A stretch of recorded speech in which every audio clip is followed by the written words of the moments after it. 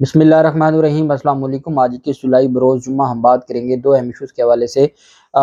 वफाकी हुकूमत को बड़ा सख्त धचका दिया है हाई कोर्ट की जानिब से, और अरबों रुपए के टैक्स लगाए गए थे उसको कलअदम करार दे दिया है, गैर आइनी करार दे दिया है अदालत की जानिब से। उसकी तफसील मैं आपके साथ शेयर करूँगा। साथ हम बात करेंगे पाकिस्तान तहरीक इंसाफ के अहम रहनुमा को 2.5 माह के बाद जेल से रिहाई मिली है, उसके ऊपर भी हम बात करेंगे। और पाकिस्तान तहरीक इंसाफ के चेयरमैन इमरान खान के ख़िलाफ़ एक नए मुकदमे में नामजदगी थी, और ये आर्मी एक्ट के तहत मुकदमा था। फैसलाबाद में ISI दफ्तर पर जो हमला था उसमें जो इमरान खान की तलबी का मामला है उसके ऊपर भी हम बात करेंगे। सबसे पहले तो मैं आपको बताता चलूँ कि इद्दत के दौरान निकाह का जो केस है पाकिस्तान तहरीक इंसाफ के चेयरमैन इमरान खान और उनकी जो वाइफ है उनके ख़िलाफ़, तो चूँकि जो ट्रायल कोर्ट है उन्होंने नोटिस जारी कर दिया था इमरान खान को। 18 जुलाई को उस केस पर समाअत हुई और अदालत ने उसको पहले नाकाबिल समाअत करार दिया हुआ था, अब काबिल समाअत करार दे दिया और सिर्फ 2 दिन का नोटिस जारी किया। हालांकि रूटीन में अब जो इस तरह के केसेस हैं वो सितंबर की तारीख दी जा रही है, चूँकि अगस्त का महीना छुट्टियाँ हैं तो कोई ट्रायल कोर्ट अगस्त में नहीं बैठती। लेकिन चूँकि इमरान खान का केस है तो वहाँ सिर्फ 2 दिन की तारीख में नोटिस जारी किया गया। पाकिस्तान तहरीक इंसाफ के चेयरमैन इमरान खान और उनकी अहलिया की जानिब से कल हाज़िरी माफ़ी की दरख्वास्त दी गई, उनको उनकी हाज़िरी से इस्तिस्ना की दरख्वास्त मंजूर हुई। पाकिस्तान तहरीक इंसाफ इसको चैलेंज कर चुकी है, जो मजिस्ट्रेट के फ़ैसले को भी और सेशन अदालत के फ़ैसले को भी, गैर शरई निकाह केस में इस्लामाबाद हाई कोर्ट में। और चूँकि अब इस्लामाबाद हाई कोर्ट में इमरान खान का केस जाएगा तो वो honourable chief justice Aamir Farooq की अदालत में जाएगा, इसके अलावा ऑप्शन कोई नहीं है। और वहाँ से स्टे मिलता है नहीं मिलता, वहाँ कार्रवाई रुकती है नहीं रुकती, क्योंकि उन्होंने जो हमारा निज़ाम अदल है वो हर केस में तो नहीं ना नाअहल करेगा। एक केस में नाअहल होंगे तो वो काम चल जाएगा, इस वजह से किसी केस में रिलीफ मिल जाएगा किसी केस में नहीं मिलेगा। आइन और कानून के मुताबिक चीज़ों को देखा जाएगा। बहरहाल पाकिस्तान तहरीक इंसाफ के चेयरमैन की जानिब से बाकायदा तौर पर उसमें अपना वकालतनामा जमा करवा दिया गया है। और चूँकि इमरान खान के जो वकील हैं वो प्रोफेशनल हैं और वो ये समझते हैं कि किसी भी केस को आपने अदम पैरवी या एकतरफा नहीं होने देना। किसी भी कोई भी केस ऐसा ना हो कि जिसमें हमें पता हो कि वन साइडेड काम चल रहा है, लेकिन उसके बावजूद अदालतों में पेश होना होता है, वहाँ पर कार्रवाई का हिस्सा बनना पड़ता है, वहाँ पर फॉर्मेलिटीज़, लीगैलिटीज़ और जो प्रोसीजर है उसको फॉलो करना पड़ता है। और यही वजह है कि पाकिस्तान तहरीक इंसाफ के चेयरमैन की जानिब से वकला पेश हुए और उन्होंने बाकायदा जाके अदालत में दरख्वास्त जमा करवाई। दूसरी जानिब इंतखाबी इस्लाहात के नाम पर जो 200 से ज़ायद तरमीम की जा रही हैं इलेक्शन एक्ट में, उससे मुतल्लिक पार्लिमानी कमेटी ने मुजवज़ा तरमीम को हतमी शक्ल दे दी है। और ये भी खबर है कि अब से जो इजलास जारी है कौमी असम्बली का, वो जारी रहेगा असम्बली की मुद्दत ख़त्म होने तक या जब तक तहलील नहीं करते। और उसमें ये तमाम जो इस तरह के केसेस हैं, अहम केसेस हैं, उसमें ये कानून साजी करने जा रहे हैं, उसमें ये सारी चीज़ों को लेके चल रहे हैं ताकि ये इस तरह की जो लूली लगड़ी पार्लियामेंट या असम्बली है उसमें से ये इस तरह की तरमीम करवा लें।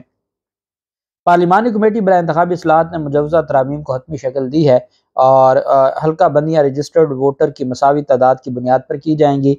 हल्का बंदियों का अमल इंतखाबी शेड्यूल के ऐलान के 4 माह कबल होगा और मुजवज़ा तरमीम के मुताबिक तमाम इंतखाबी हल्कों में रजिस्टर्ड वोटर की तादाद बराबर रखने की तजवीज़ है। हल्कों में वोटर्स की तादाद में फ़र्क 5% से ज़्यादा नहीं होगा।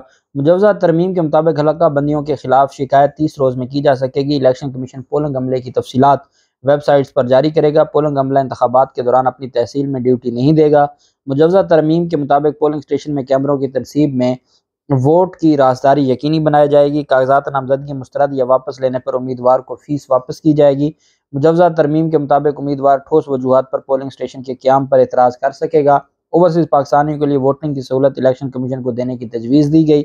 हतमी नताइज के 3 रोज़ में सियासी जमातें हतमी तरजीही फहरिस्त फराम करेंगी। मुजवज़ा तरमीम कौमी असम्बली और सेनेट में मंजूरी के लिए पेश की जाएंगी। अब आपने देखा होगा आजकल आवाज़ें उठ रही हैं और वो ये हैं नई हल्का बंदियों की कि जी अब तो पुरानी हल्का बंदियों पर इंतखाबात होगा और जो नई मरदमशुमारी हुई है उसके मुताबिक जो नई हल्का बंदियाँ हैं वो नहीं हो सकती। और MQM की जानिब से फ़ारूक सत्तार ने कहा है कि जी नई मरदमशुमारी पर इंतखाबात होने चाहिए, भले 4 माह लेट हो जाएँ। यहाँ ये भी जो तरमीम की जा रही हैं कि हल्का बंदियाँ इलेक्शन का जो भी मामला होगा उससे 4 مہینے پہلے تک حلقہ بندیاں ہوں گی اور اس کے بعد جو پھر چیزیں ہیں ان کو دیکھا جائے گا۔ اور اس کا مقصد کیا ہے؟ اس کا مقصد یہ ہے کہ ان کو لگتا ہے کہ 3 ماہ انتخابات کے، 4 ماہ اس سے پہلے حلقہ بندیوں کے، تو یہ کچھ 7 ماہ انتخابات آگے لے جائیں، حلقہ بندیوں کے نام پر نئی جو مردم شماری ہے اس کے مطابق انتخابات کروانے سے متعلق مختلف طرح کی ان کی تجاویز ہیں۔ اب الیکشن ایکٹ میں جب 200 ترامیم آپ کریں گے اور وہ اسمبلی کرے گی، جو اسمبلی 100 ممبران بھی مکمل نہیں ہیں، اور پھر آپ کہیں کہ جی وہ جو اگر 342 یا 336 ممبران ہیں ٹوٹل، تو اس کے مطابق آپ ساری چیزوں کو دیکھیں گے اور اس کے مطابق آپ یہ سمجھیں گے کہ پوری قوم کی نمائندگی ہو رہی ہے، تو نمائندگی تو ہو نہیں رہی۔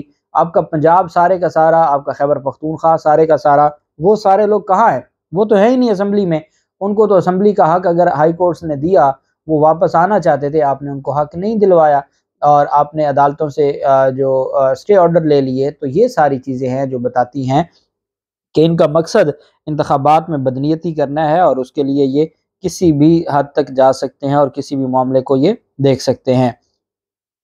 دوسری جانب فیصل آباد میں عمران خان کو نامزد کیا گیا تھا ایک مقدمے میں، اور یہ وہ مقدمہ ہے جس میں آرمی ایکٹ کے تحت دفعات شامل کی گئی ہیں۔ چونکہ چند ایک مقدمات ہیں، اس میں کراچی میاں والی کا مقدمہ ہے جس میں آرمی ایکٹ کے تحت دفعات شامل کی گئی ہیں۔ فیصل آباد میں جو ISI کے دفتر پر حملہ تھا اس میں بھی شامل کی گئی تھیں۔ اور اب فیصل آباد تھانہ سول لائن میں درج مقدمے میں JIT نے طلب کر لیا ہے عمران خان کو۔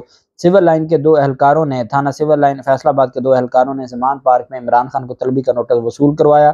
آج 21 جولائی کو پیش ہونے کا حکم دیا گیا ہے۔ تھانہ سول لائن 9 مئی کے پرتشدد احتجاج پر دہشت گردی کی دفعات کے تحت مقدمات درج ہیں۔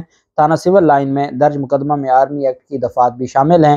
تھانہ سول لائن کے مقدمہ میں عمران خان کو باقاعدہ طور پر نامزد کیا گیا ہے، اور اس میں یہ کہا گیا ہے کہ سرکار تحریر ہے کہ آپ کو بذریعہ تحریر حکم نامہ پابند کیا جاتا ہے کہ آپ مقدمہ عنوان بالا میں نامزد ہیں۔ اس میں جو دفعات لگائی گئی ہیں اس میں آرمی ایکٹ کی سیکشن 13 ہے، 2A ہے، سیکشن 20 ہے، 65 ہے، 11B ہے، اور جو آفیشیل سیکریٹ ایکٹ ہے اس کی سیکشن 3، 7 اور 9 ہے، اور اسی طرح MPO ہے، اور باقی پوری ایک لائن ہے دفعات کی، جس میں عمران خان کو طلب کیا گیا ہے کہ آپ آئیں اور شامل تفتیش ہوں۔ چونکہ جو پنجاب کے مقدمات تھے اس میں تو JIT بنی تھی، تو لاہور میں جو JITs کام کر رہی ہیں جو سینئر، تو وہی اس کے اوپر تفتیش کر سکتے تھے، لیکن چونکہ عمران خان کو بلانا مقصد ہے تو یہی وجہ ہے کہ انہوں نے عمران خان کو ہر صورت میں فیصل آباد پیش ہونے کا آج طلبی نامہ جاری کیا ہے۔ پاکستان تحریک انصاف کے رہنما عامر ڈوگر 2.5 ماہ کے بعد جیل سے رہا ہوئے ہیں، اور ان کی جانب سے وہ ایک دن پہلے رہا ہوئے اور 2.5 ماہ جیل کاٹ کر واپس آئے ہیں۔ انہوں نے کہا کہ میں اللہ تعالیٰ کا شکر ادا کرتا ہوں کہ میں سرخرو ہوا، جیل انسان کو مضبوط بناتی ہے، اپنی پارٹی کے ساتھ ڈٹ کر کھڑا ہوں، انشاءاللہ حق اور سچ کی فتح ہوگی۔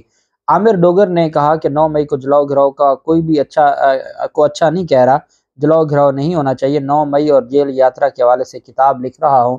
ان کا کہنا تھا کہ جیل ایک آزمائش کا نام ہے، عام انتخابات کا کچھ دنوں تک اعلان ہو جائے گا۔ انہوں نے کہا کہ سپہ سالار ملک کو تمام بحرانے سے نکالنے کے لیے صاف الیکشن کا انعقاد کروائیں۔ ایوب خان دور سے ملک میں پارٹیاں بنتی آئی ہیں، پاکستانی عوام الیکشن میں حق اور سچ کا ساتھ دیں۔ PTI رہنما کا کہنا تھا کہ پارٹیوں پر سختیاں آتی رہتی ہیں، اب پارٹی کو مضبوط کرنے کا وقت ہے۔ PTI کا مستقبل بہت روشن ہے، اگر دوبارہ گرفتار کر لیں گے تو میں حاضر ہوں۔ یہ وہ رہنما ہیں جن کو پتہ نہیں کتنے مقدمات میں گھماتے رہے، مختلف مقدمات میں ان کی ضمانتیں ہوتی تھیں، پھر ایک مقدمے میں، پھر دوسرے مقدمے میں، پھر ان کا پورا جو کاروبار تھا اس کو تباہ کر دیا گیا تھا۔ ان کے پیٹرول پمپ تھے، مختلف مارکیٹیں تھیں، وہ ختم کر دی گئی تھیں، اور یہ عامر ڈوگر پاکستان تحریک انصاف کے ساتھ جڑے رہے، پاکستان تحریک انصاف کے ساتھ کھڑے رہے، اور باقی جو چیزیں ہیں الٹیمیٹلی جو چلے گئے ہیں ان کو بھی یہ بات نظر آ رہی ہے کہ مستقبل، سیاسی طور پر مستقبل تو عمران خان کے ساتھ ہے، عمران خان کے علاوہ کوئی سیاسی مستقبل نہیں ہے۔ اب دیکھنا یہ ہے کہ عمران خان کس کو واپس لیتے ہیں، کس کو واپس نہیں لیتے۔ آپ نے دیکھا ہوگا ایک دن پہلے بھی اسد عمر کی جانب سے جب عمران خان اسلام آباد میں گئے عدالت میں، تو اسد عمر نے عمران خان سے ہاتھ ملایا، بڑی کوششوں کے بعد وہ عمران خان تک پہنچے، ہاتھ ملایا، اور عمران خان نے نارمل روٹین میں جیسے کسی کا ہاتھ ملایا جاتا ہے انہوں نے ہاتھ ملایا، لیکن ان کو دکھ اس بات کا ہے کہ جب مشکل وقت تھا، آپ کو اتنے بڑے عہدے دیے، آپ کو وزارتیں دیں، آپ کو پروٹوکول دیے، آپ کو پاکستان تحریک انصاف کے کارکنان نے عزت دی، اور جب مشکل وقت آیا تو آپ کمپرومائز کر کے باہر آ گئے۔ تو اس طرح کی جو چیزیں ہیں، مشکل وقت تو گزر جاتا ہے۔ آپ شہباز گل کا دیکھ لیں، کتنا مشکل وقت تھا، وہ گزار گئے۔ اب ان کو جو عمران خان کا میڈیا ایڈوائزر بنا دیا گیا نارتھ امریکہ کا۔ تو اس طرح کی جو چیزیں ہوتی ہیں یہ دیکھی جاتی ہیں کہ کون ڈٹ کے کھڑا رہا۔ اسلام آباد ہائی کورٹ نے مختلف کمپنیز اور اداروں پر اربوں روپے کے سپر ٹیکس کا نفاذ غیر آئینی قرار دے دیا۔ سپر ٹیکس سے متعلق ڈیمانڈ اور ریکوری کے تمام نوٹسز بھی کالعدم قرار دے دیے۔ ہائی کورٹ میں انکم ٹیکس آرڈیننس کے سیکشن 4C کو غیر آئینی قرار دینے سے متعلق درخواستوں پر سماعت ہوئی۔ جسٹس سردار اعجاز اسحاق نے مختلف کمپنیز اور اداروں کی جانب سے سپر ٹیکس کے نفاذ کے خلاف دائر درخواستیں منظور کرنے کا فیصلہ سنایا۔ عدالت نے انکم ٹیکس آرڈیننس کی سیکشن 4C کو غیر آئینی قرار دیا۔ عدالت نے سیکشن 4C کے حوالے سے اپنے تفصیلی فیصلے میں وضاحت کی ہے۔ درخواست گزاروں کی جانب سے سلمان حکم راجہ صاحب، عدنان حیدر انتھاوا اور دیگر نے کیسز کی پیروی کی۔ یہ بیسیکلی اس طرح کا معاملہ سپریم کورٹ آف پاکستان میں بھی پینڈنگ ہے۔ سپر ٹیکس کا نفاذ جو اربوں روپے کا مختلف کمپنیز پر اربوں روپے کا سپر ٹیکس کا معاملہ تھا، اس پر لاہور ہائی کورٹ نے اس کو قانونی اور آئینی قرار دیا تھا۔ سندھ ہائی کورٹ نے آئینی اور قانونی قرار دیا۔ اسلام آباد ہائی کورٹ نے اس کو غیر آئینی قرار دیا۔